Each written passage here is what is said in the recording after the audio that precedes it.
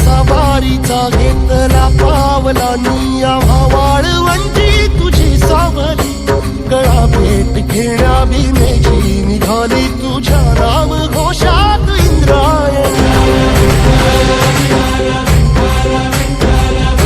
भिडे आसमंती ध्वजा वैष्णवांची उभी पंढरी आज नानावली तुझे नाव ओठी तुझे रूप ध्यानी जीवाला तुझी आस गाला गली जरी बाप साऱ्या जगाचा परी तू आम्हाले करांची विठू